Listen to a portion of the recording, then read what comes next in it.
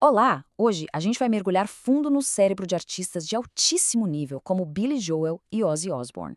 A ideia é entender o que eles revelam sobre saúde cerebral, performance e até mesmo sobre o que a gente considera normal. Vamos lá? Então, a grande pergunta que vai guiar nossa análise é essa aqui. O que a gente pode aprender quando olha para as mentes por trás de décadas de genialidade musical? Especialmente agora, enquanto eles enfrentam os desafios naturais do envelhecimento e da saúde. Para começar, vamos focar nos desafios de saúde específicos que músicos famosos como eles encaram. Isso abre uma janela fascinante para a gente ver a resiliência do cérebro em ação. Recentemente, o Billy Joel falou abertamente sobre essa condição. E o que é realmente interessante aqui é ver como algo que parece devastador, com sintomas que lembram muito os de demência, na verdade pode ser tratável. Tudo se resume a aliviar a pressão no cérebro. É um exemplo perfeito de como um diagnóstico correto pode literalmente mudar tudo. E isso leva a gente para um ponto que vale para todo mundo. Para além de um diagnóstico específico, todo artista com uma carreira longa enfrenta essa decisão. Sabe quando a capacidade de entregar aquela performance no nível máximo começa a diminuir? É uma escolha difícil entre parar no auge ou continuar simplesmente pelo amor à arte. Agora vamos virar um pouco a chave. E se, em vez de ver esses artistas só como criativos, a gente passasse a enxergá-los como atletas cognitivos de elite? É aqui que a análise fica boa de verdade. E essa citação da doutora Mary Swingle, olha, ela acerta em cheio. O cérebro de um artista não está só executando tarefas super complexas. Ele está criando, improvisando, se conectando emocionalmente com milhares de pessoas. É uma maratona mental e criativa que não para nunca. Essa analogia do carro da Indy 500 é simplesmente fantástica. Pensa bem, ninguém espera que um carro de corrida de altíssima performance funcione perfeitamente sem manutenção constante, sem ajustes precisos. Por que a gente pensaria diferente sobre os cérebros de alta performance? Eles também precisam desses ajustes finos para se manterem no topo do jogo.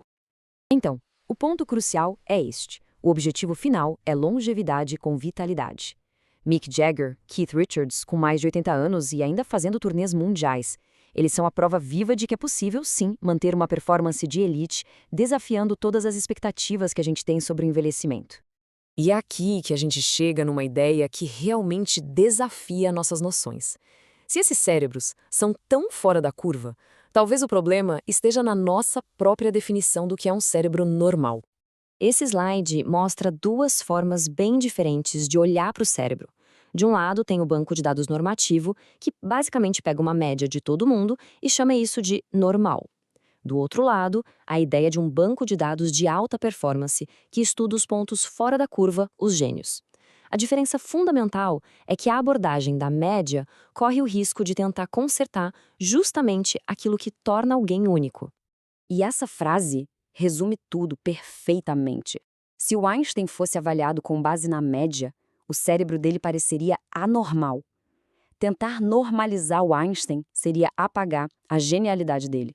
O objetivo deveria ser entender e otimizar essa singularidade e não corrigi-la para que ela se encaixe num padrão.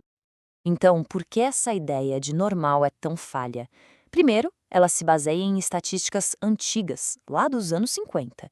E ela olha para partes isoladas do cérebro, não para o sistema como um todo. É como dizer que todas as peças de um motor estão funcionando bem individualmente, mas ignorar que, juntas, elas não fazem o carro andar. E essa necessidade de olhar o cérebro como um sistema completo e não como partes isoladas tem aplicações bem concretas. Um exemplo perfeito é uma condição conhecida como névoa cerebral da químio, que mostra por que entender a causa raiz de um problema é tão vital. Olha só o que acontece passo a passo. A quimioterapia causa uma inflamação. Como o cérebro está fechado dentro de um crânio rígido, ele não tem para onde inchar. Então ele acaba se comprimindo por dentro, apertando os vasos sanguíneos. Isso leva à isquemia, que é basicamente uma falta de combustível, oxigênio e glicose para as células cerebrais. É daí que vem aquela sensação de névoa mental. A boa notícia é que, ao entender a causa raiz, a isquemia, é possível encontrar tratamentos que realmente funcionam. Terapias como neurofeedback ou o oxigênio hiperbárico podem ajudar a restaurar esse fluxo de oxigênio e glicose, combatendo a névoa diretamente na sua origem.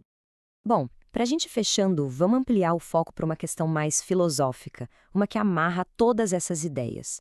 O que realmente define uma vida bem vivida? Esse é um dilema profundo que muita gente enfrenta. A medicina moderna muitas vezes consegue prolongar a vida, mas a que custo para a qualidade dessa vida?